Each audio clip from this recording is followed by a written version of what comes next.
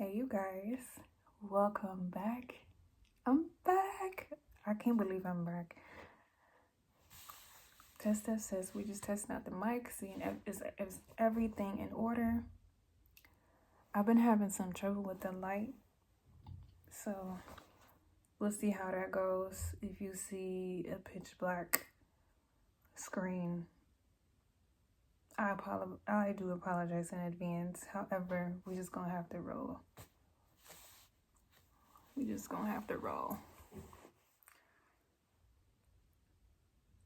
Is it rude to be eating while I'm filming? Would that be rude? Never mind, I'll just eat later.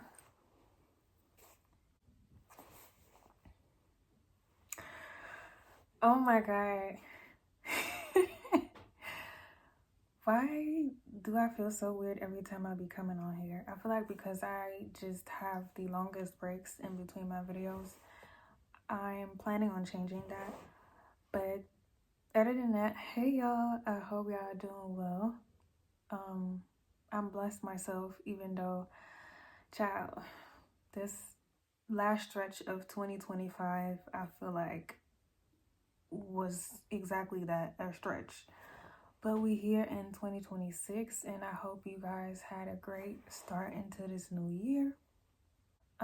Today's video is a little bit different from former videos. I feel like today I'm planning on sharing a little bit about my background and just letting you guys in on my life, in my daily life. Not daily life, but how my life looks like. Just being who I am and the challenges that I face on a regular basis. So today is more like a bit of an introduction into me, I guess, and all that comes with that. So without further ado, I hope you guys missed me. I definitely am grateful to be here and to be back in this space and to just, share my truth, share my story, and just bring you guys on this journey that I'm on in life in general, creatively, personally, and just I guess mentally and emotionally to a certain degree. Who is Saya Blue? That's an interesting question because I feel like as much as I would like to put myself in these roles, being a multi-dimensional, being a multi-passionate person, at the end of the day, I feel like I just enjoy creating. I just enjoy expressing myself through words, through sound, through storytelling, through, whatever medium feels most natural to me. I have many different interests, and together they kind of help me understand the world better, I guess. It's not only something that I do for fun, it's something that gives me a sense of purpose and a sense of freedom, which helps me also understand a lot about the world around me as far as people and also myself. I learned through expressing myself in I just learned so much through expressing myself. I learned so much about life and just, things that hinder us as individuals, as human beings. And I guess I'm just sensitive in that way of having a deeper understanding of things. And at the end of the day, I'm a woman, I'm a Black woman, and I'm a woman that is not only highly sensitive, but I also bring some challenges with me as far as my low vision and me being neurodivergent. So I guess if you want to understand anything about me and my experiences or why I am the way I am and where a lot of my inspiration comes from, like, as I already mentioned prior to this video, is that, a lot of my creative pieces I draw from real experiences. And in order for me to understand my art, I don't necessarily feel like you have to know the background behind who I am, but I feel like it just kind of makes more sense. If you want to understand an artist and their art, you have to understand the artist, basically. And that's just not only about art, it's just in general, people. You have to understand their stories to make sense of who they are and what makes them them. So I guess that brings me into my next note, and my next question that I have on my iPad is, what do I want people to know about me before me sharing my art? I want people to know that, like I already mentioned, everything that I create from comes from a real place. It has a real meaning to me, and I'm sensitive in a way that everything I do is with a passion. And due to my experiences having low vision, being a Black woman, and experiencing neurodivergency, it's a unique experience, and a lot of people, or it's a side of me that I haven't exposed in that sense. I feel like a lot of people that may know me or may not know me would often sense that there is something about me that is just a little different, and that really just shapes my experience. And I feel like I want people to know that no matter your background, no matter whatever makes you unique, you can be whoever you want to be, and just be brave enough to just showcase who you are and be yourself. I guess with everything that I create, I feel like you can see these bits and pieces of myself in my art, because it also shares and expresses through that voice, I guess. Yeah, I'm about something, and I guess that's what I want people to know. In my daily life, low vision to me means me seeing things from a different perspective. I noticed that I have a very sensitive approach to a lot of things. And when I say sensitive, because I feel like oftentimes people do kind of misconstrued sensitivity with emotion, like being emotional, and these are two different things. When you're sensitive or highly sensitive, you automatically, at least that's what I feel like, you automatically tap into a certain intelligence and awareness of your surroundings, of yourself, of, so many things. And for everyone, that may look different. Some may be very emotionally intelligent and sensitive in that way. Others may be very adaptive, have this adaptive intelligence, or, intelligence of numbers. And, it just, for everyone, it just looks different. You experience life differently. Like, I feel very deeply. That's why I feel like it really helps me to carry out and express emotion in music in a certain way, or just the way I use my wording, and just my understanding overall about my environment around me, and the way I perceive things. Like I said, my approach is very unique. And obviously, because I feel and experience life in that way, oftentimes I think that everybody feels that way. At least that's what I would think as a kid. But I noticed that that's not how everybody perceives like the world, and you know, so that's something that I definitely had to learn growing up, and just also as an adult, that my experience is very unique and very different from a lot of people, and there's just a certain awareness that I have that yeah, not everybody has that.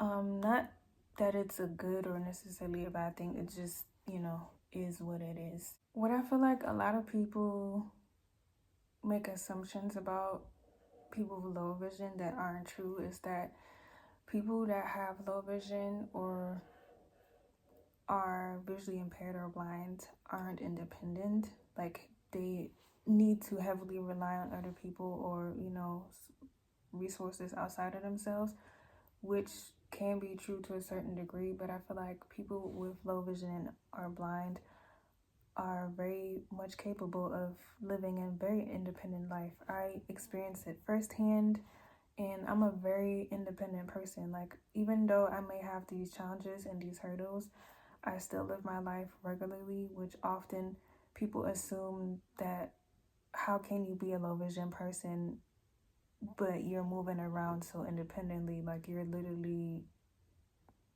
moving around like everybody else. That's also an assumption that people make that isn't true, that, low vision always has to be visible for it to be real or true. There are experiences that I had where I would express um, my low vision because it was just situations where it was very important for me to be very outspoken and vocal about these things. And people just would often dismiss it and would be like, oh, that can't be right. Like, that can't be true. Or they would just literally stare me down and watch me just make a mistake just so they could justify that, oh, yeah, because you made a mistake, you know, you're the weaker person. And that's definitely not right, and that's so far from the truth. Oftentimes I also find that people would automatically assume that I'm blind, which I feel like is also not very true. Having low vision, that's a spectrum, meaning that there's so many different complex eye conditions that can go from low vision to blind. And so even for me, it took the longest to understand, well, am I blind or am I low vision? Because I don't see too well to be a person that has perfect vision, and I don't see good enough to, and I do see good enough to not be blind. So, like I said, it's a spectrum, and vision can also fluctuate. Like, my vision is not always the same every day. It fluctuates depending on the season, depending on the weather. Is it more sunny? Is it more cloudy? So it fluctuates a lot, which in the beginning for me was very challenging to understand myself, because I was like, what is it? But as I, learned more and educated myself more on my specific eye condition, I noticed that it does change. It also changes a lot with how well I am able to regulate myself. If I am stressed all the time and don't sleep and don't eat proper meals or have a well-balanced diet, then my low vision can also fluctuate. But if I'm, taking care of my overall physical health and I'm, regulated, I'm getting enough rest, all these things also play into, how my vision fluctuates on a daily basis. Another thing I feel like a lot of people do assume that aren't true is that if you can do some things, they feel like you have to over exaggerate your disability so you can be justified in the world. Like, oh, she can play an instrument, or oh, she can cook, or oh, she can, I don't know, DIY something. Everybody needs to know, yada, yada, yada. And I feel like, for me personally, I feel like that's why where I felt for the longest, I was just silent and just kept that a little hidden also from certain people, because I didn't want that to be in the forefront when I stepped into a room. I didn't want, me to be seen, oh, she's the blind girl or the low vision person, I wanted to always be seen as myself. I am Saya Blue, and I do experience, this is my experience, but these things do not define me. It just show, like, the way I show up in the world is just differently. My day-to-day just looks a little different. I have to adapt to these things, but and because of that, my experience is very unique. However, these things do not define who I am.